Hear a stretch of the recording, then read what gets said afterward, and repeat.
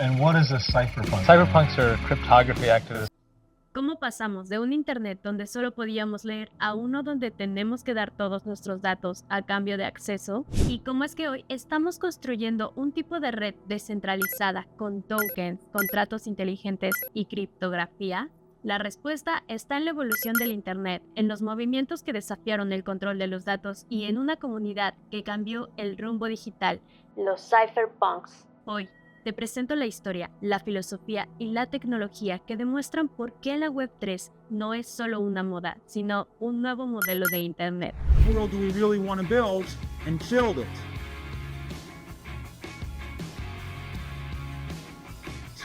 En este video abordaremos qué es la criptografía, quiénes fueron los cypherpunks y por qué son fundamentales en la historia de la Web3, qué fue la Web 1 y qué buscaba lograr, cómo surgió la Web 2 y por qué transformó nuestra vida digital, qué propone la Web 3 y por qué representa un cambio estructural, y sobre todo, por qué es urgente descentralizar el Internet. En el corazón de todo está la criptografía, la técnica milenaria de ocultar mensajes, perfeccionada con matemáticas y la piedra angular hoy en día de la seguridad digital. La criptografía es la ciencia de proteger la información mediante técnicas de codificación.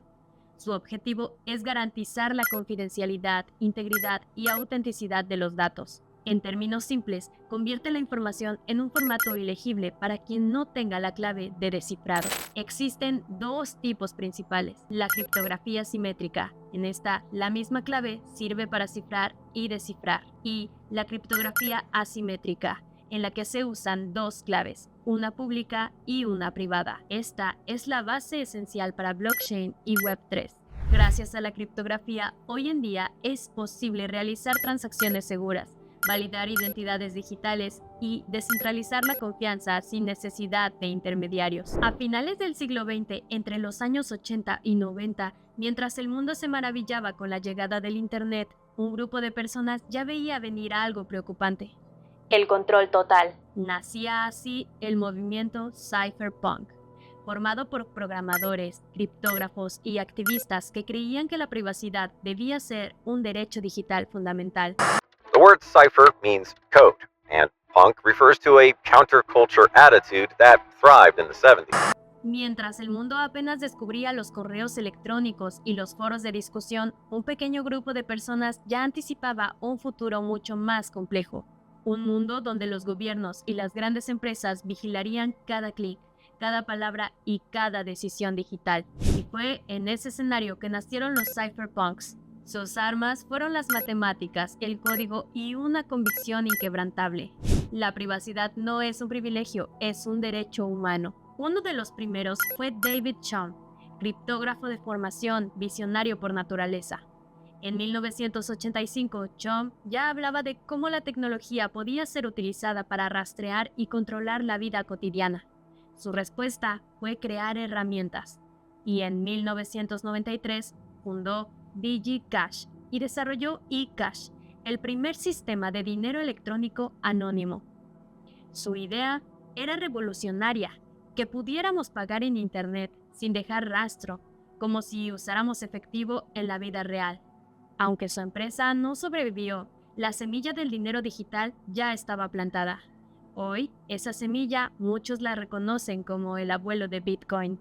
Otro nombre clave fue Timothy C. May, ingeniero de Intel y uno de los fundadores intelectuales del movimiento. En 1992 escribió el Manifiesto Criptoanarquista, donde advertía que los estados intentarían controlar Internet, pero que la criptografía sería la herramienta para resistir. Su mensaje era claro y provocador: la tecnología alterará fundamentalmente la naturaleza de las regulaciones gubernamentales, la capacidad de grabar impuestos y controlar la información. Tim May no creía en pedir permiso. Creía en escribir código y liberar a las personas a través del cifrado. Fue, sin duda, el ideólogo de una revolución silenciosa. Y luego estaba Phil Zimmermann, otro pionero que en 1991 desarrolló Pretty Good Privacy, PGP, el sistema de cifrado de correos electrónicos más potente del mundo en su momento. PGP permitía que cualquier persona, sin importar su país, ideología o recursos, pudiera comunicarse de forma segura y sin vigilancia. El gobierno de Estados Unidos lo investigó por exportar armas digitales. Pero la presión pública y el respaldo de la comunidad internacional hicieron que el caso se cerrara. Zimmerman no solo escribió un programa, defendió la idea de que la privacidad debía ser accesible, no solo para gobiernos y corporaciones, sino para ciudadanos comunes. Estos 3 hombres no fundaron una empresa de éxito ni salieron en portadas de revistas, pero sin ellos, sin su código, sin sus manifiestos, no existiría hoy Bitcoin o Ethereum, o la idea misma de un Internet descentralizado, pues esta comunidad sentó las bases filosóficas y tecnológicas que más tarde inspirarían a Bitcoin y a la Web 3. Para ellos, la privacidad no era un lujo, era resistencia, era libertad. Somos cypherpunks, escribimos código, decían. Así llegamos a la Web 1. La primera versión del Internet, activa entre 1991 y 2004. Era un entorno de lectura unidireccional, con páginas estáticas diseñadas para informar, no para interactuar. Su propósito inicial era académico e institucional, permitiendo la publicación de contenidos sin capacidad de respuesta por parte del usuario. Fue el cimiento de la red, pero limitado en participación y dinamismo. Un espacio donde solo unos pocos escribían y el resto simplemente leía. Durante este periodo, el Internet fue un archivo estático, informativo, sí, pero mudo. Era como una biblioteca sin voz. Y entonces llegó la Web 2.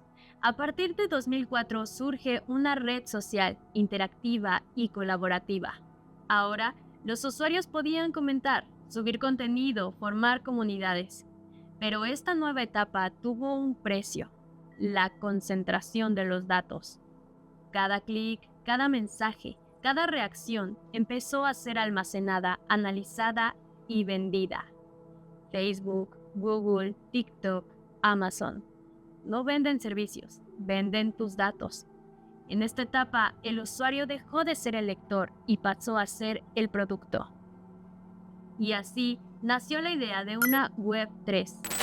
La Web 3 propone un paradigma, devolver el control al usuario mediante la descentralización. Una nueva generación del Internet, construida sobre blockchain donde no necesitas confiar en nadie, porque el sistema confía por diseño, con contratos inteligentes que se ejecutan sin intervención humana, con DApps que no dependen de un servidor único, con tokens que representan valor, voto, acceso o identidad. Un Internet sin permiso, sin censura y sin amos. La centralización actual conlleva riesgos evidentes, abuso de datos, censura y dependencia tecnológica. La descentralización no es una idea filosófica, es una estructura en construcción. Con wallets como MetaMask, Trust Wallet, Ledger y Coinbase Wallet, controlas tus activos, tus credenciales y tu identidad digital. Con criptomonedas como Ethereum, Bitcoin, Solana o Polygon, puedes operar en economías abiertas sin bancos ni gobiernos. Con DAOs como MakerDAO, UniswapDAO o ArbitrumDAO, las decisiones ya no se toman en oficinas, se toman por la comunidad. Lo que antes era utopía, hoy es un código en función. Esta no es solo una historia tecnológica, es una historia política.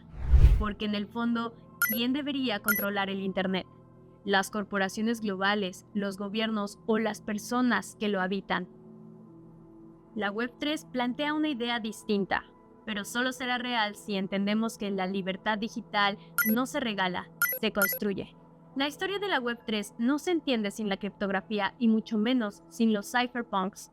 La evolución de la web refleja una transformación de fondo, de consumir a colaborar, de delegar a tomar control. Pero aún falta mucho. La descentralización requiere accesibilidad, una comunidad activa y educación. El cambio no vendrá solo de la tecnología, sino de las decisiones colectivas que tomemos como sociedad digital. Si este contenido te ayudó a entender mejor la evolución del Internet y el futuro descentralizado que propone la Web 3, te invito a suscribirte a este canal. Aquí analizamos tecnología, privacidad y transformación digital con una mirada crítica.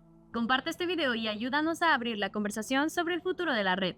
porque un Internet más justo, más seguro y más libre es responsabilidad de todos.